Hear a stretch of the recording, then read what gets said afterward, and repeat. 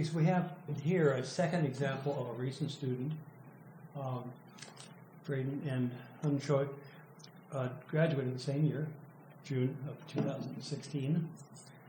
And so what I'm going to do, because he's in Milwaukee and can't come, is simply present the outline of his dissertation and make some comments on it, and open it up for some Q&A. So go into presentation mode.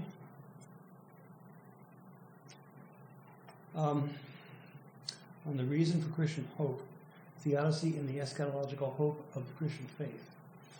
And to give you one sentence preview, a lot of Theodicies look back to an original state of perfection and fall. So Augustine. A few of them look forward, saying nature's always been ambiguous, human nature's always been a mixture, but our perfection lies in the future, in the eschaton. And that would be to follow Ted, Hannenberg, Moltmann, Acuna, and others. And that's the direction that Hun Cho is going to go. So here's what he did. I think this is an absolutely brilliant quote from him, and a nice picture too. The question of theodicy can be adequately resolved only in light of eschatology. If there is no eschatology, there is no theodicy. So it takes a lot of courage to say that. So first he gives us a history of 4 types of theodicies. The Augustinian version, which he calls the progenitor of the traditional theodicy. Thomas Aquinas' version, which is an elaboration of Augustine. Calvin's theodicy, which he calls the extreme form of Augustine's theodicy. And Leibniz's theodicy, philosophical extreme. And then he uses a contemporary thinker, Alvin Plantinga, who just this year won the Templeton Prize. Free will defense, he calls it a free will defense, but if you read into it, it's a theodicy denuded of any theological content. It's strictly a kind of rational theodicy. I would call it a defense, not a theodicy. Whereas Augustine's obviously is a full-blown theological account. So, but in any case, Plantinga does use the free will argument as the basis for his defense. The second type is the soul-making type of theodicy. Irenaeus is the early source of this, and then John Hick in his Evil and the God of Love, especially the second edition, where he responds to his critics.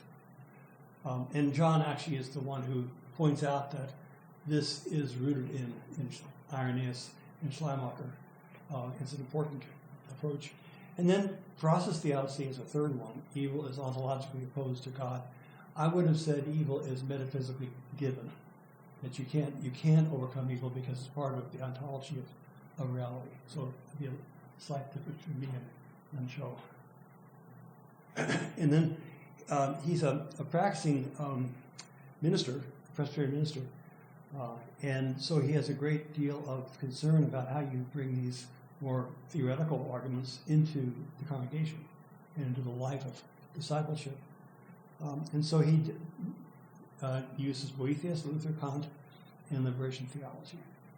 And then finally, he's got a great section that ends the first part, Christian monotheism and the reality of evil. And he's a really bold thinker. He makes the case that you really can't try to get God off the hook. Ultimately, God is omnipotent. God's omniscient. God created the world. The world is the way it is, so God somehow ultimately is responsible for evil. And the way God will respond to that responsibility is eschatological. So he simply, straight out says these other attempts to kind of defend God from responsibility don't work. God is God. And so it's wonderful because he really takes the atheist charge, which is you Christians have a God which you shouldn't worship, and says, well, since I do worship God, I'm going to have to deal with the whole picture. And the only way I can do that is to look at the outcome. Okay. So it's a very brave, and I think very right-handed move. So the conclusion so far, the question of theodicy, again, this is a quote that I have before you, can be adequately resolved only in light of eschatology. So his task then is to explore models of what he calls eschatological theodicy. Sorry for my voice. I've given 3 lectures in 2 days, so I'm just losing my voice a bit. Sorry. So he compares the work of Jürgen Moltmann, Wolfhard Pannenberg, and myself. Very grateful for that.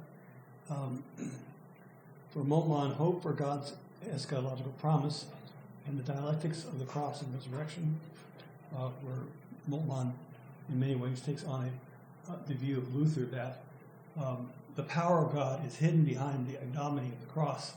So when you see in the cross as a horror, but in fact it's coming over the supreme power of God, because it's through the cross and resurrection that God is changing the world.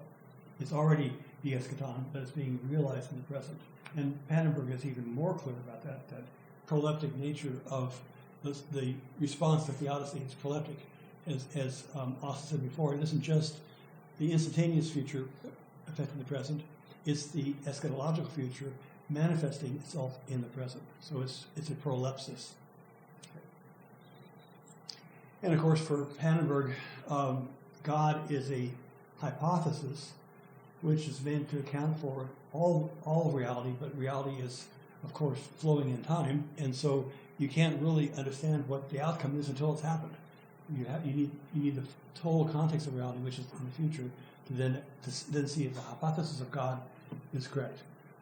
And that's what Hong Cho is saying here with the phrase, the meaning of history can only be seen in light of the totality of truth, or I would say the totality of the future.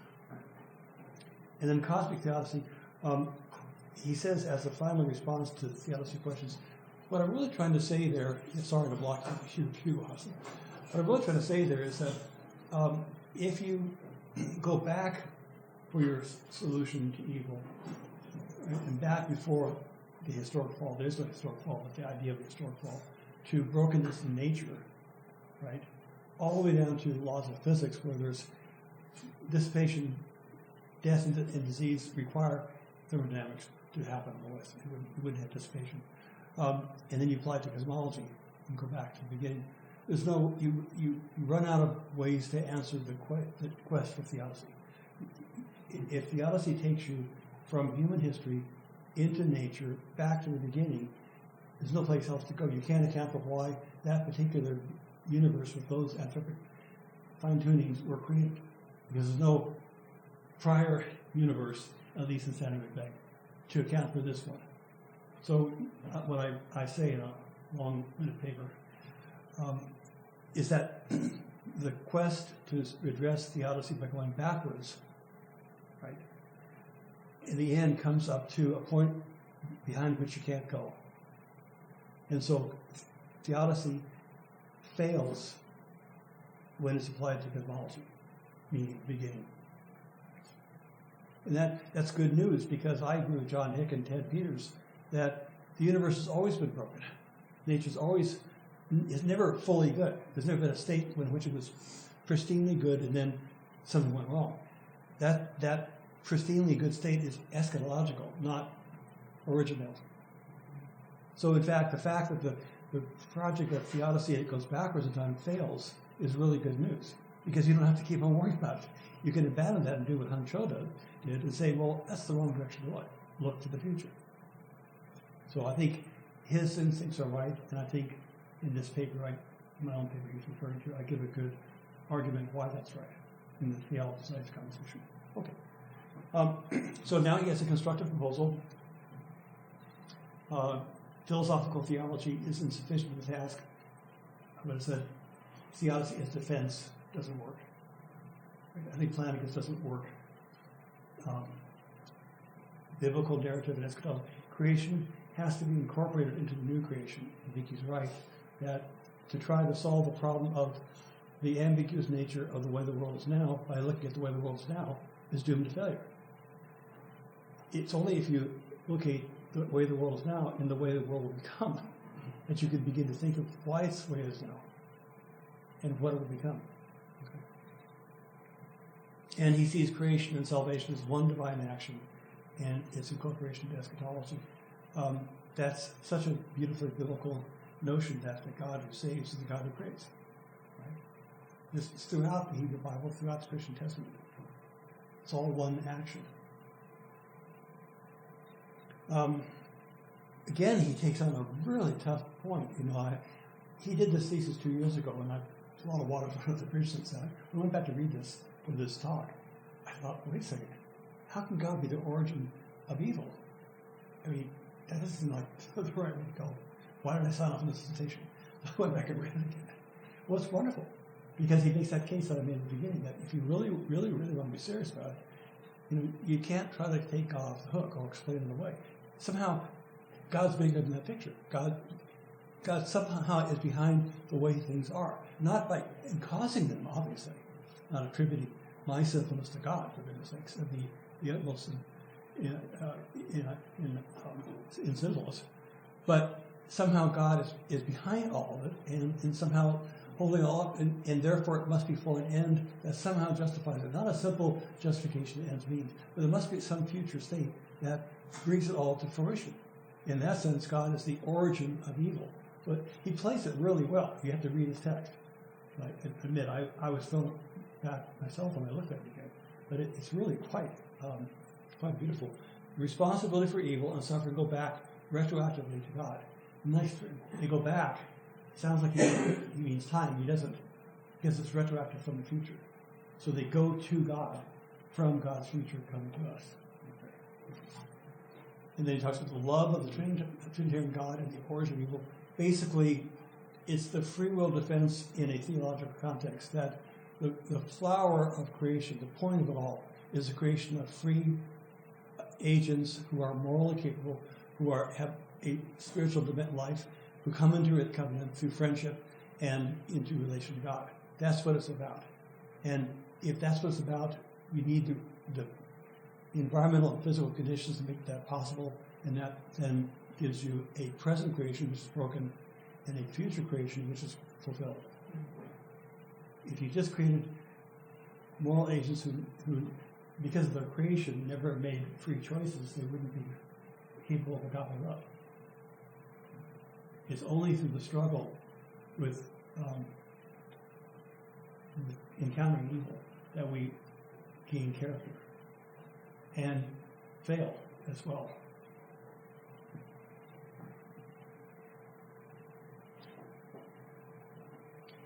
History as a field of God's creation and salvation. I've touched on that already quite a bit. He's got a wonderful way of talking about the relation between human history and evolution of species. And again with Luther and Moltmann and Ted, he places the cross at the center of the problematic, because again it's where the horrific, perhaps the most horrific evil, masks over the most sublime power of forgiveness and creation. So there it is. And the resurrection of Jesus Christ as the ultimate foundation of hope. He has a wonderful section dealing with Pannenberg's dealing with the issue of the historicity of the resurrection and the historicity of the empty tomb, in particular the historicity of the empty tomb, and then the appearances in the relation. Basically, the move being that the empty tomb tells you that matter matters. A Gnostic, what Ted once called a soulectomy, is not eternal life, and the resuscitation of Lazarus isn't eternal life. It's the resurrection of Jesus, and that includes body. The empty tomb matters because it says body matters.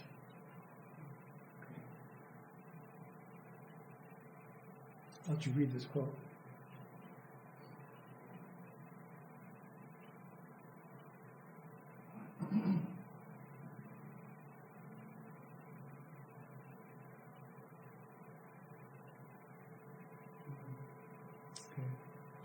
You can see in the middle there the Pannenbergian language. Then the theodicy problem will be resolved to a considerable extent, even though the final verification of its claim, that's a Pannenbergian phrase, must still be postponed until the eschaton. So it makes the verification kind of hypothetical. Right? And then in the end, the last part really is a take on 1 Corinthians 15, that if the dead don't rise, Jesus didn't rise. Meaning, if there's no general resurrection, there couldn't have been this first instantiation. right? I think he's right that that's the logic of Paul in 1 Corinthians. It isn't Jesus rose, therefore we're all going to rise. But since we believe all will rise, I can identify this event, not as some magic thing or who knows what, some supernatural. It's the first instantiation of the general resurrection. And then he ends very much on a pastoral point of view. And I think it's one of the nicest pieces about his distinctions, that this elaborate intellectual structure, which goes beyond the kind of stripped down philosophical secular defense to a full-blown theological theodicy, must have some practical implications. It's got to have real strong bearing on the way you lead your life as a disciple of Jesus. And it comes out in terms of love, justice, resistance, forgiveness, and prayer. And I think I would love to hear him preach, because I think he's got a wonderful theological mind, and he's got a great way of bringing that to bear on the very practical decisions we all face all the time. My only critique of Huncho, and it's only because I'm critiquing myself, is that he's very committed to the theology and science conversation. You see how much he's bringing in the world we know through the sciences. But he didn't take up the problem that I've spent 20 years working on, which is if Big Bang cosmology is actually correct, and the universe will expand forever and cool forever, and there's no end, and it's all the same laws of physics in the same universe, where's the new creation? So I think, and I admit this more as a sign of my own humanity, this problem, that the biggest problem for me as a Christian doing theology and science is the conflict or challenge from scientific cosmology to this kind of new creation theology. And so I really like what he did. I just want to see if I can engage that problem with him more, to say, well, how do you deal with the seeming conflict between a universe in which there's no second coming, and we just become protons and then decay into quarks? And that's not exactly what the second coming is all about. So in any case, thanks. Take this question.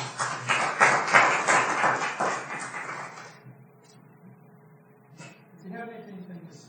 Go ahead. Does he have anything to say about while you were talking about you can't go backward to the beginning to look for the resolution of the Odyssey? I kept on thinking about the end of Job, where God comes and keeps on pointing and saying, "Look at the beginning." Does he have anything to say about that? I don't remember him mentioning Job in particular.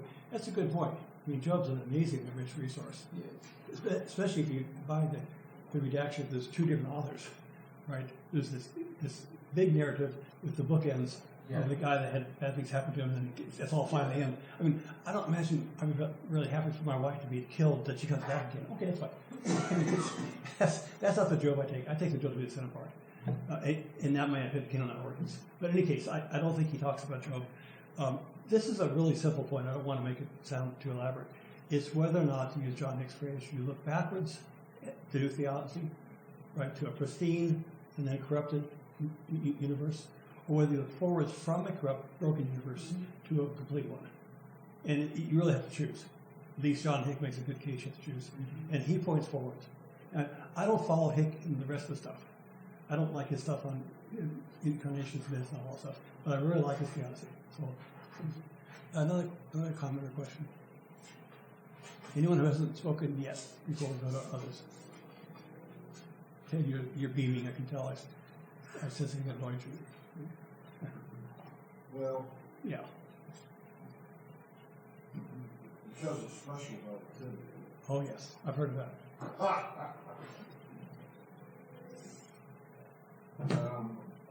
So the question about where is the new creation if we have a heat gun for the cosmos.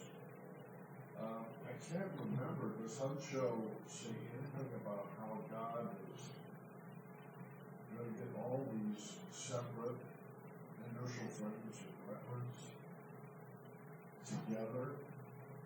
No. Single eschatological union? No. No, he doesn't really do physics. I'm not saying he should. It's kind of a odd cup of tea. It's my odd cup of tea, but it's not his. And, but there's no. Yeah. But the thing is, there really isn't a problem with these multiple fringe reference because they all blend together in the space-time framework. They're just different slices do the same thing. It's like taking a rectangular cake and slicing it this way versus slicing it this way, right? It's all only one cake. The slicings are just irrelevant. Why am I worried about this? It's such a simple solution. I don't know. I've told you 5 times before. It's okay. I'm just easy. That's a good question. Yeah, go ahead. Well, of course, the atheist would respond to this by saying, "You're trying to make us so first out of the sound anyway." I mean, this is all, you know. But let's get beyond that. The problem of evil, the way I see it, is that God creates a creation where there is the framework for the possibility of evil. And I don't subscribe to natural evil because I don't think tectonic plates and tsunamis and things like that are evil. They're just part of the nature of physical creation. That is the way the planet works. Evil is only possible in the concept of the human construct of self-consciousness, in my view. So God creates a creation which allows for the framework of human evil because of the nature of evolutionary drives and why we are the way we are. But I like his concept that I agree entirely. If you go backwards, you can't make any sense. Okay. It only makes sense from an eschatological standpoint as far as human evil, and that only makes sense of the incarnation of God coming into that creation of suffering, and being one with that creation, right? That suffering. Well, I like what you're saying, and I'm not going to make a big deal about whether we use the word natural evil or whatever. I tend to use it. We can talk about it. I tend to see gradations of the problem, flowering finally in humanity, full blown. You know, I mean, I think there's some tragedies in nature, but the real issue is whether or not the problem that Theodicy addresses is strictly a human problem, or whether, you know, our non-human primates have it, whether dolphins have it, you know, that kind of thing. And that's a really important question, whatever term you use for it, right? And I think that's what he's getting at, even though he uses the terms I use because we work together. I like Ronner's notion in his Christology in an Evolutionary Universe in the Investigations version, not the Foundations version, because he's got SCOTUS, sorry, just slipped. He's got the SCOTUS piece in the TI version, where he says specifically, Christ isn't just about, you know, coming in to save us from ourselves. He's about the flowering and fulfillment of creation. And you'd have the incarnation whether or not you had human sin. Whether or not what? You had human sin. So Ronner appeals to SCOTUS for the argument that you're going to have Christ in any universe in which evolution brings about creatures capable of receiving God's grace, which is God's self-communication. Now, if they're sinning as we are, so much the better because grace saves us. But Christ didn't come on a mercy trip to save us per se. Christ came to fulfill creation that, through the process of evolution, produces Homo sapien and maybe on other planets. And that's a very profound point. And I never will know why the editors of the Foundations took that out of that same chapter. Otherwise, it's word for word except for those 20 pages. So I like the SCOTUS piece to what you're suggesting. Any other comments or questions? Okay, I'm going to ask Ted. We're going to have a really interesting conference. Will you just say a word about the PCTS event and when it is and how they're welcome to come? The first weekend in November, Friday and Saturday, the Pacific Coast Theological Society will take biotechnological enhancement and transhumanism and try to understand it and offer theological and ethical reflections. And are people welcome? Anybody wants to know about it, send CTNS an email and we'll try to get that. Great. Is that already been sent out? Yeah. There's a handout. Yeah. Okay. So that's going to be we're dovetailing. That's going to be one of our public events. we're going to we always work with BCTS. Okay, well, thank you for coming. Thanks for our two presenters, and for Hancho for letting me present his work. Is this PhD thesis, where do we get access to it?